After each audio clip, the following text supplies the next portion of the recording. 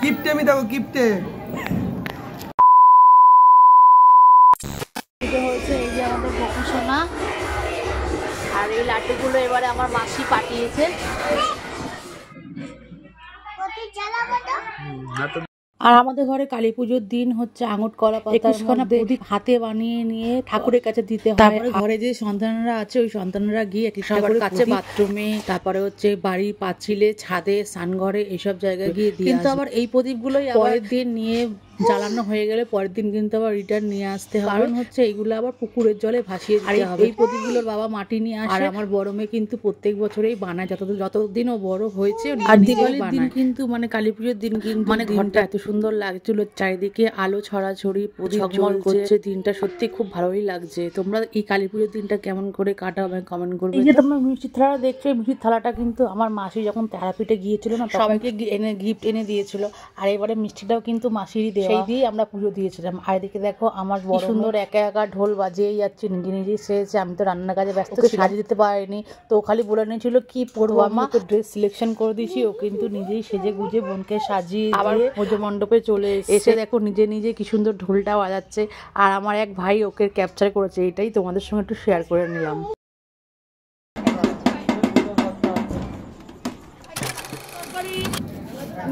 আলুর দম,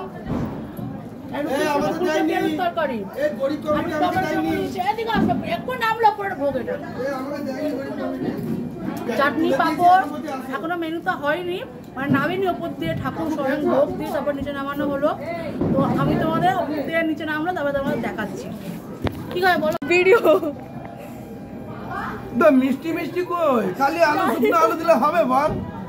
হ্যাঁ, ভিডিও তুলে করে দুটো রসগোল্লা দিবি, একটু চাটনি দিবি, তাহলে তো ভিডিওটা ভালো লাগবে। শুধু শুকনো আলুর দম দিলে হবে বল? আমি রান্না ফেসবুকে পেয়েছিস তো? হ্যাঁ, সবাই কিন্তু দেবে, দেখো আমাকে খেতে দেয়, এই দেখো শুকনো খাবার, রসগোল্লা দেয়নি আর চাটনি দেয়নি করেছো। কিপটে আমি দেখো কিপটে। গাইস দেখুন এত বড় ব্লগার। দেখুন বল মেনুটা বল, বলে দিচ্ছি। আজকে হয়েছে ফুলকপি আলুর তরকারি, লুচি, পোলাও, পাঁচ তরকারি, একটা বাজে পুজো হচ্ছে। এবার আমি যাচ্ছি, এতক্ষণ আমার মেয়ে ঘুমিয়েছে।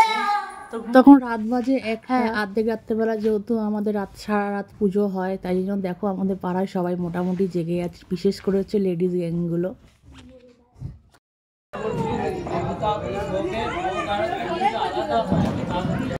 আর ওদিকে দেখো পুজো হচ্ছে, এদিকে দাদা কাকারা সব বসে আছে, আমার হাজবেন্ডও সবাই বসে আছে, গল্প গুজব হচ্ছে। সামনে পুজোর মতন পুজো হচ্ছে, আর আমরা এই দিনে সব একসঙ্গে ভালোভাবে মিলিত হই। আর দেখো কত মজা হয়, গল্প গুজব হয়।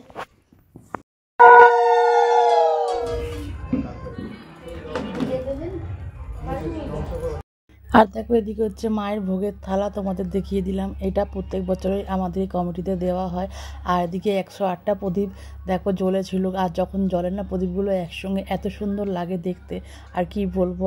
আর এই যে এগুলো তো সব দিতেই হবে ঠাকুরকে, তোমাদের সেগুলোই আমি ঘুরিয়ে ঘুরিয়ে আমাদের এই কালী পুজো যেহেতু তোমার রাত জেগে হয়, মোটামুটি 2 দিনই হয়ে যায় আমাদের উপবাস। আর এদিকে দেখো যজ্ঞের যজ্ঞে আমাদের কমপ্লিট হয়ে গেছে, পুজো আমাদের শেষ হয়ে গেছে।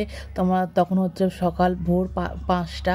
আর আমাদের সবাই কি করে জানো, এই পুজো দেওয়া কমপ্লিট হয়ে গেলে না, তখন সবাই ঠাকুর দেখতে বেরোয়। আর এদিকে দেখো ভোর 5টার সময় আমাদের ভোগ সবাইকে বিতরণ করে দিচ্ছে। কারণ তোমাদের আমার যে কালী পুজোর ব্লগগুলো দিলাম, তোমাদের দেখতে কেমন লাগলো আমায় কমেন্ট সেকশনে কমেন্ট করে। আমার ব্লগগুলো ভালো লাগতে থাকলে শেয়ার করে দেবে, লাইক করে দিয়ে সাথে থাকবে।